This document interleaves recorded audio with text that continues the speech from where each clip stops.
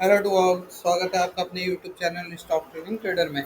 Guys, जैसा कि हमने बात की थी, मार्केट में हमें वही सिनेरियो देखने को मिला। क्या मिला? क्या बात हुई थी कि अगर निफ्टी 45,846 के नीचे निकलता है तो हम निफ्टी को कहाँ तक के लिए, 600 तक के लिए क्या करेंगे? शॉर्ट करेंगे। बट गाइस, हुआ क्या, मार्केट ने इतना बड़ा गैप डाउन दे दिया, एक्सपेक्टेशन नहीं थी। इसीलिए मैं आपको कभी कभी कुछ लेवल पहले से दिखा देता हूँ, ताकि अगर इन केस उन लेवल के नीचे मार्केट आए तो आपको पता होना चाहिए कि कहाँ तक टारगेट और कहाँ तक सपोर्ट है। ठीक, इसीलिए मैं आपको दिखा चलता हूँ। जैसे कि आपको आज भी मैं दिखा दे रहा हूँ, अभी नीचे कुछ टारगेट, कुछ जो स्पॉट हैं वो ये लगे हुए हैं। अब यहाँ तक मार्केट को डेफिनेटली क्या करना चाहिए? आना चाहिए भाई। अगर अटेंडम आ जाती है तो, ऐसा नहीं है कि आना ही चाहिए। अरे ऐसा होगा तो फिर कैसे पैसा बनेगा? पैसा बनेगा जब हम लोग ध्यान से सही से काम करेंगे। ठीक है, तो बात हो रही थी कि कहाँ तक आना चाहिए, क्या होना चाहिए मार्केट में। तो ओवरऑल गाइस देखो, आज बहुत बड़ा क्रैश देखने को मिला। एज इट इज, जैसे हम लोगों को पता है, एक तो रिलायंस निफ्टी को और दूसरा एचडीएफसी बैंक। मार्केट में कोई दिक्कत नहीं थी, पीसीआर डेटा सब कुछ पॉजिटिव था, बट इन दोनों की वजह से एक क्रैशिंग देखने को मिली। ठीक है, अभी हमारा प्रिडिक्शन क्या हो सकता है नेक्स्ट डे? आज तो भाई एक्सपायरी थी, तो हो सकता है एक्सपायरी के दिन नुकसान कर रहा हो, और कल है निफ्टी की एक्सपायरी। तो आप समझ रहे होगे, एक्सपायरी के दिन नुकसान करने के लिए खेल हो रहा है हम लोगों के साथ। इन्हीं खेल से हमको क्या करना है? बचना है। जब खेल से बचेंगे तभी हमारे काम होंगे।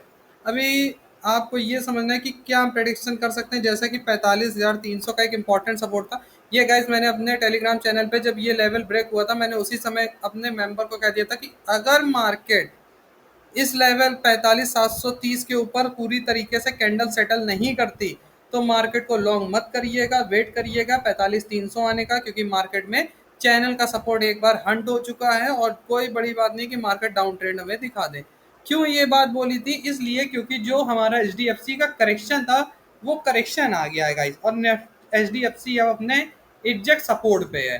तो अब हमारे पास एक नहीं कई ट्रेडे हैं लॉन्ग करने के लिए, तो हम उन पे पूरी तरीके से बुलिश हैं। बट एसएल का ध्यान रख के बुलिश हैं, ऐसे नहीं बुलिश हैं। आपको भी एसएल का ध्यान रखना पड़ेगा। बगैर स्टॉक की नहीं, हम लोग बैंक निफ्टी बात करने वाले हैं, तो प्रॉपर इस पे समझ लीजिए। जिसको भी स्टॉक या अदर चीज की एनालिसिस चाहिए, टेलीग्राम चैनल को ज्वाइन कर लें, वहाँ क्वेश्चन आंसर सेशन भी चलता है। आप क्वेश्चन आंसर भी पूछ सकते हैं। आपको कोई अगर किसी स्टॉक पे पर्सनल व्यू चाहिए तो आप हमें टेक्स्ट मैसेज या आप हमें कॉल भी कर सकते हैं। नंबर वहाँ ऑलरेडी हमारा पोस्ट है। हम जल्द से जल्द कोशिश करके आपके सवाल का क्या देंगे, जवाब देंगे। Now come on the topic. जैसे कि आज मार्केट ने सपोर्ट के पास ही क्लोजिंग दी है, तो कल क्या हो सकता है कि मार्केट एक फ्लैट ओपनिंग कर दे और फ्लैट ओपनिंग के बाद इसी लेवल में फिर से क्या करे, इस लेवल को जो आज 45,439 का, इसको क्रॉस करने की कोशिश करे। तो एक चीज समझिए, इसको क्रॉस करती है पहली कैंडल, तो गाइस फ्लक्चुएशन हो सकता है बहुत तेज हो जाए पहली ही कैंडल को। कैसे? पहली ही कैंडल डायरेक्ट एक अप बने और नेक्स्ट कैंडल क्या बन जाए, एक ऐसे जाए और दूसरी कैसे जाए, दूसरी ऐसे आए। ठीक है, तो एक कैंडल को क्या होने दीजिएगा? सेटल होने दीजिएगा। पहली कैंडल सेटल होने दीजिए। अब मान लीजिए वो कैंडल यहाँ सेटल होती है 439 के बाद, तो एक प्राइस एक्शन होने दीजिए। प्राइस एक्शन के बाद देखिए अप ट्रेंड अगर हमारा पीसीआर डाटा पॉजिटिव है, ऑप्शन चैनलिसिस में हमारे राइटर पुट राइटर हैं, तो मार्केट को तब लॉन्ग करिए। कहाँ तक के लिए? 200 डेज के ईमे के तक के लिए लॉन्ग करिए। अब आपको ये जो 450 के ऊपर लेवल दिखेगा वो अच्छा आपको मूव दिखेगा, कम से कम 15-80 पॉइंट आपको अच्छे अर्न करने को मिलेंगे। तो इसी 80 पॉइंट में वर्क कर लीजिए और एग्जिट कर लीजिए। क्यों? क्योंकि मार्केट अभी हमारे 200 डेज के एमए के नीचे है, तो जब तक यहाँ पर इसको प्रॉपर क्रॉस नहीं करती तब तक रिस्क है। रिस्क में कोई काम नहीं, और जिसको रिस्क से इश्क है वो अपने भाई करे। ठीक है, उसको फिर रिस्क, जिसने रिस्क लिया उसको रिवॉर्ड भी अच्छे मिल रहे हैं ना फिर। तो यहाँ से अगर मार्केट इनकेस आपकी इस तरीके से मूव करती है और आपका ये जो लेवल लगा था हमारा, कौन सा, ये वाला, ये चैनल अगेन ब्रेक होता है और हमारे 200 डेज का ईएमए ब्रेक करके मार्केट 50 डेज के ईएमए के ऊपर एक कैंडल सेटल कर दे, यानी प्रॉपर मार्केट 620 के ऊपर अगर सेटल हो जाती है गाइस, तो फिर हमारी पोजीशन बहुत अच्छी स्टार्ट होगी। पहला हमारा टारगेट क्या? सीधे 686। और 686 के बाद हम देखेंगे अगर एक एक्शन होता है, मार्केट फिर से अगेन हाई क्रॉस करती है, तो ये जो गैप अब नहीं फिल हुआ है, ये गैप फिल होते हमें देखने को मिलेगा कौन सा, ये वाला। अब यहाँ से ये लेवल थोड़ा सा, अभी एक ये लेवल इंपॉर्टेंट हो जाता है और एक हमारा ये लेवल जो यहाँ पे, मतलब ये एक बीच का जो एरिया है, ये एरिया, जस्ट मिनट मैं आपको दिखा देता हूँ, यहाँ से ये एरिया, ठीक है, ये हमें ओवरऑल क्या होते देखने को मिलेगा, फिलअप होते देखने को मिलेगा।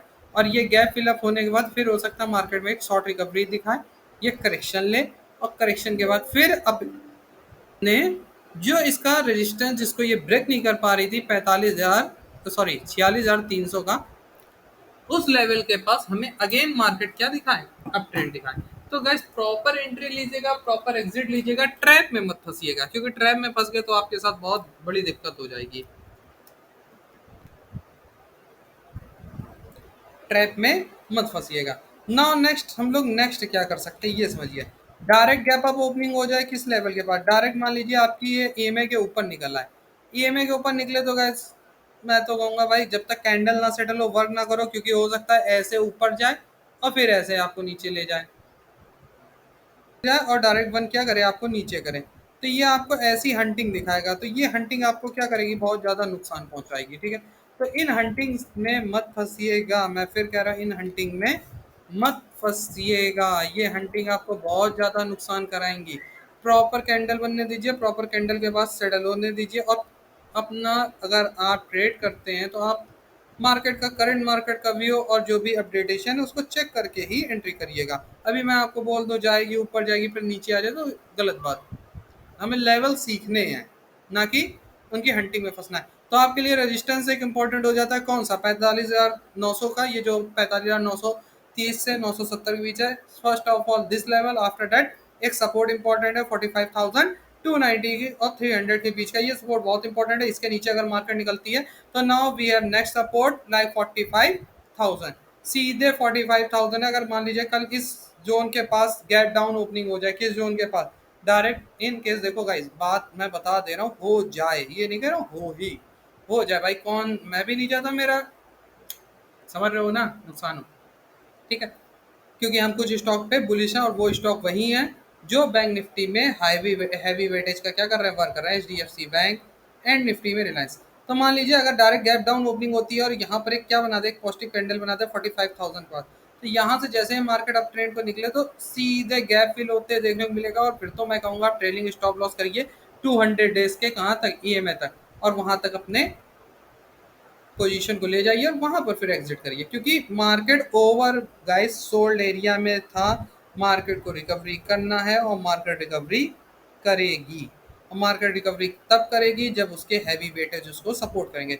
तो आज एक हैवी वेटेज अपने सपोर्ट जोन पे है, और मार्केट में वो मॉर्निंग 11 o'clock के बाद मार्केट ने इतना सस्टेन कर दिया, लेकिन वो ना सस्टेन हुआ, उसको जितना करना था 4% का उसने फर्स्ट आवर में अपने करेक्शन ले लिया था, तो वो वहां पे सब्सटेन करके आ गया और वहीं पे होल्ड कर गया है ना। नेक्स्ट ऑप्शन चैन एनालिसिस में भी कर लेते हैं, तो आप देख सकते हो 45,000 पे हमारा एक बहुत बढ़िया सपोर्ट है, ठीक है। इसीलिए मैंने कहा कि 45 के पास अगर गैप गैप डाउन ओपनिंग होती है तो डेफिनेटली मार्केट यहाँ से हमें अप ट्रेंड देखने को मिलेगा। क्यों होगा, क्योंकि ये जो हमारे कॉल राइटर है ये भी अपनी भाई पोजीशन को क्या करेंगे, आज की क्या थी, बैंक निफ्टी की एक्सपायरी, तो न्यू एक्सपायरी नेक्स्ट वीक की जो बननी है वो कल से बनेगी, तो डेफिनेटली इसमें कुछ क्या होगा, चेंजमेंट होगा, और वही चेंजमेंट क्या कराएगा, मार्केट को ट्रेंड बदलवाएगा, और जो मार्केट का ट्रेंड बदलेगा वही ट्रेंड पे हमको क्या करना है, वर्क करना है।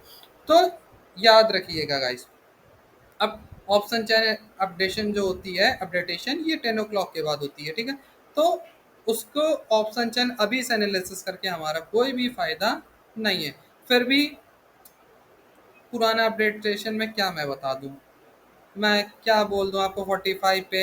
हाँ ये हो सकता है कि हमारे ऑप्शन सेलर जिन्होंने कुछ ने नेक्स्ट एक्सपायरी की आज से पोजीशन बना ली होगी, उनकी ये पोजीशन शो कर रहा हो, तो इसके अपडेटेशन को पूरी कंफर्मेशन नहीं दी जा सकती जब तक कि न्यू एक्सपायरी का न्यू ऑप्शन चैन नहीं बन जाता। फिर भी आप देख लो, समझ लो 45,000 के पास हमें अच्छा सपोर्ट देखने को मिल रहा है, और 45,300 से 4400 ये एक बहुत फाइटिंग एरिया है, तो इसमें कोई वर्क करने वाला नहीं है, प्रॉपर अपसाइड निकले या प्रॉपर डाउन साइड निकले। और अगर 4400 के ऊपर निकलता है तो देखिए 45 और जो फिर एक अच्छा सपोर्ट हमें देखने को मिल रहा है वो कहाँ पे, बेस्ट सपोर्ट अगर हम बोले तो हमें सीधे 45,800 के पास मिल रहा है। ठीक है, 45,800, तो यही मैंने कहा 45,800 के पास अगर डायरेक्ट ये देखिए 800, यही मैंने बोला ना आपको कि first resistance, sorry not support, its resistance, first resistance and second one resistance. तो मार्केट यहाँ पे क्या करेगी, कुछ करेक्शन लेगी। कैसे करेक्शन लेगी आप भी समझ रहे हो कि अगर यहाँ से फर्स्ट कैंडल बनती है तो प्राइस एक्शन के बाद फिर ऐसे हाई बना दे, फिर ऐसे करेक्शन ले ले, फिर ऐसे हाई बना दे। तो इस एसएल को ट्रेल करिएगा या पोजीशन पे अपने प्रॉफिट को बुक करिएगा। Thanks a lot and have a nice day guys. Channel को लाइक करें, सब्सक्राइब करें, टेलीग्राम चैनल को ज्वाइन कर लें जहाँ पर मार्केट का जो करंट मार्केट का अपडेट है और व्यू पीसीआर डेटा होता है वो हम वहाँ पे ट्रांसफर करते रहते हैं। एक लेवल हम लोग एक फ्री ऑफ कॉस्ट लेवल भी प्रोवाइड करते रहते हैं जिससे आप कुछ सीख सकते हैं, समझ सकते हैं और ट्रेडिंग का आइडिया लगा सकते हैं। Thanks a lot and have a nice day guys. अपने वेल्थ को बचाएं, अपनी फैमिली के साथ एंजॉय करें एंड बाय बाय। एक प्यारा सा कमेंट कमेंट बॉक्स में शेयर करें जिससे हमको भी थोड़ा सा पता चलता रहे कि आपको कोई चीज़ समझ में आ रही, आप उस पर एनालिसिस कर रहे हो, आप उस चीज़ को समझ रहे हो। ये कोई कॉल टिप्स नहीं गाइस, समझना है, समझ के करोगे बचोगे, कॉल टिप्स में लोगे, ऐसा नहीं है कि फंसोगे तब भी बचोगे, लेकिन जब फंसोगे तो सोचोगे कि काश सीखा होता। तो सीखो। Bye bye.